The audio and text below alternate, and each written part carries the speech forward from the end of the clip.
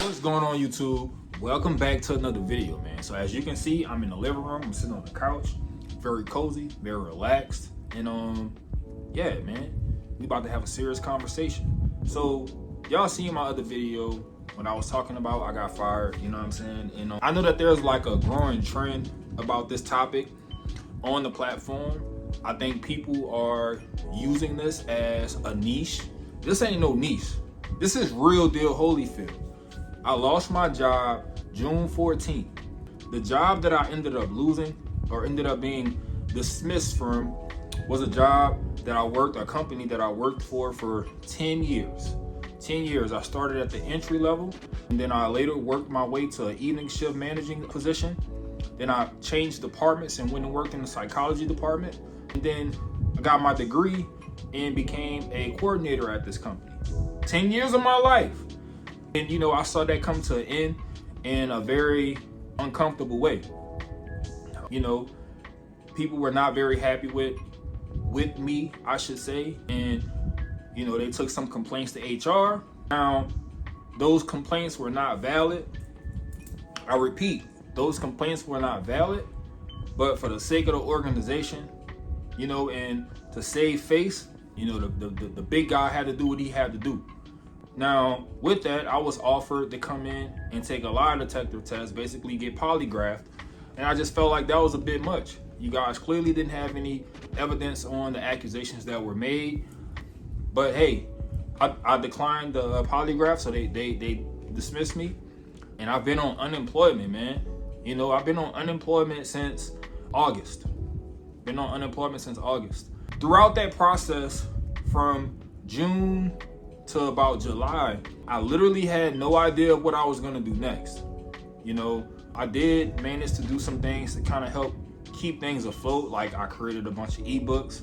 You know, I was really going in on social media, trying to get some coins on social media.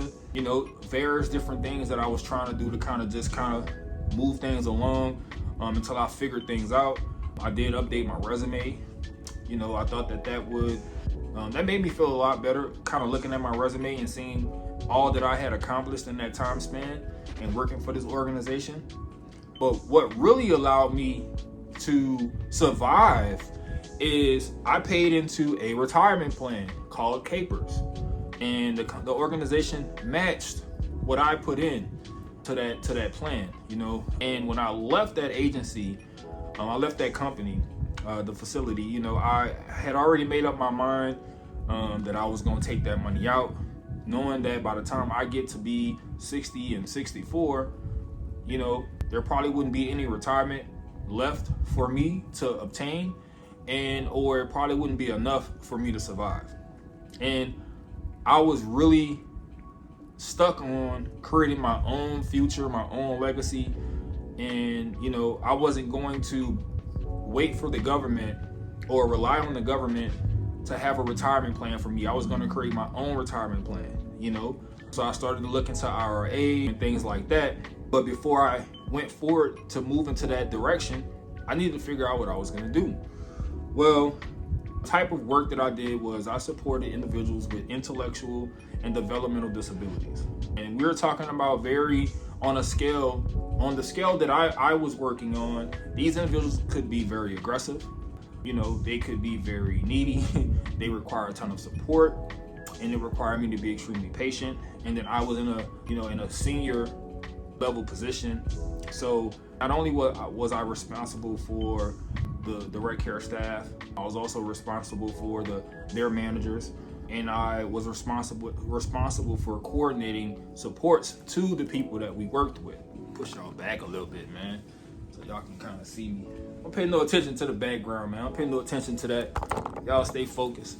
So yeah, I can't do it. Anyway, all right. So, you know, I was responsible for all of the day-to-day intricacies of supporting the people that we were taking care of. And, you know, I had a lot of passion.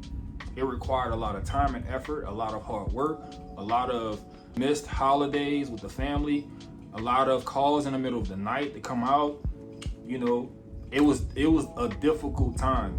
You know, so I invested a lot of my time, energy, and effort into that job. And to have it taken away, man, it was very, very stressful. It was very hard, you know, and it was mentally, I was tapped out. At that point, I had done it all. I had done everything I could to be successful and be accomplished. You know, I had the degrees, I held the position. At that point in my life, you know, my job title and, you know, the position that I held and the money that I was making, that was me. That's how I defined myself. So, you know, without that job title, it kind of stripped my ego down, you know, and I was no longer the guy. I was no longer the man, you know. And for a while, I wasn't working, and, you know, I had to rely on my partner to pay a lot of the bills, man, you know, and, you know, I contributed in a major way and got some bills off the books, so that would free up some extra income for her so that she could handle business and have an extra $800-900 a month to do it. But I wasn't working, so I had to strategically utilize, you know, my capers, you know, that money that I took out, and pay off, you know, the car, and pay off. We had a loan, a one main loan, you know, so I paid those things off, so we no longer had those monthly expenses. Then that way that money could flow into other bills, because I wasn't bringing in, you know, that bi-weekly income anymore. So, you know, me taking that $8,000 and paying off her car, and, you know, taking that money and paying off that loan allowed for our, you know, our income to go to stretch a little further, you know what I'm saying? And as a man, you got to know that, you know, I'm sitting back watching her go to work every day, and I'm in the house. You know what I'm saying? So that's been my life for the last 5 months, you know, 5-6 months. And it's very demoralizing. You know, it's very ego shattering. But it broke me down so that I could work on building myself back up. So throughout this time, man, she had some friends, and one of her friends owns a agency that provides services to the IDD population. Now, at the time, she had brought this to my attention, and many others had brought it to my attention before. I'm like, man, I'm good with what I'm doing. Well, I lost that job. I'm not good no more. So now my ears are open. And let's just say I decided to go in that direction, and I did a lot of research, and I just, you know, I can't believe that I waited so long to make this decision, to go into business for myself, to become a business owner, and have the ability to have the impact that I really want to have. Not only on galvanizing my staff, but being the leader, and you know, kind of being the visionary that I am, seeing my work flourish, you know, and grow. So I don't know what took me so long to make this move, but here we are. So August, I, you know, me and my partner, we decided that we were going to go ahead and go through with the application submission. Now, this application to get licensed, because we can't do this without being licensed, okay? This process, I don't know if there's anybody out there who wants to be service providers, you know, in the IDD community. This has been the most grueling process that I have ever been through, okay? We submitted our application in August.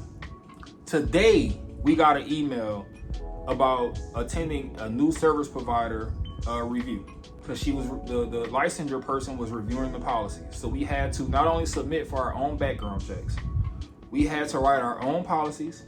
I had to do a 3-year business plan, all of which I had never done before.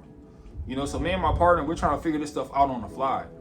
And, you know, God really blessed us to only have to do it once. You know, I didn't have to make any changes to the policies. I didn't have to make any changes to the business plan. Everything got accepted the first go around. And it only took so long because the person that was licensing us, I guess, wears other hats, and, you know, is a very busy person. So, you know, I'm saying all this to say that sometimes in life, you know, you go through things, and while you're going through, it's hard to understand why things are happening to you. And sometimes it's God just preparing you for something greater down the road. You know, I get to walk into owning my own agency with 10 years of experience, with, you know, during that 10 years, all of the certifications that I took advantage of achieving and getting. You know, having my degree and my developmental disabilities, you know, my minor in developmental disabilities and my degree in psychology and counseling. You know, it all comes hand in hand. You know, everything is coming to a head. It's all coming to fruition. But at the time, I had no idea that I would be here. You know, check to check. Right now, you know, I'm like I said, I'm unemployment, man. I'm on the unemployment line. You know what I'm saying? I'm using unemployment to pay my bills. You know, try to keep our phones on. You know, help out with little bills around the house as much as I can, and really being humbled, man. You know, really being humbled, and had to depend on, you know, my partner to help me get through this. You know, and it really said a lot about our relationship. You know, the chips were down. You know, she could have bounced out. You know, but she stuck around and, you know, helped me finish. You know, figure this thing out. And, you know, now she's gonna benefit from it. I'm gonna benefit from it. My kids are gonna benefit from it. And man, it's gonna be up from here, man. You know, so I definitely want to take you guys on this journey and show you guys all of the great things that, you know, the great works that God can do, you know, and encourage people to keep going, man. You know, I know I posted a video earlier and I was in the car, I was super excited, but this is a more humbled expression of what I'm feeling. And yeah, y'all, man, keep going, man. I don't know what it is that you guys are hoping to accomplish in life, what your goals are, but, you know, don't sit around and allow regret to find a home. You know, man, push through. If you got something that you're afraid to do, go ahead and do it, man. The worst that could happen is that you fail, and we learn from failure. You know, if you're not failing at something, then that means you're not doing anything new. And if you're not doing anything new, then that means you're gonna be in the same situation continuously, right? And the goal of everything that we do is to get better at it, you know? So hope this video finds you guys well. And man, I appreciate you guys stopping by. If you enjoy content like this, man, please hit that subscription button. And man, like this video and drop me a comment below. I'll see y'all on the next one. Peace. Oh, wait. I might end up posting this video first, just because it was a lot smoother to make. But I'm gonna post the other video that I was talking about when I was in the car. I'll post that after this video. So man, y'all stay tuned for that, man. I'll see y'all on the next one. Peace.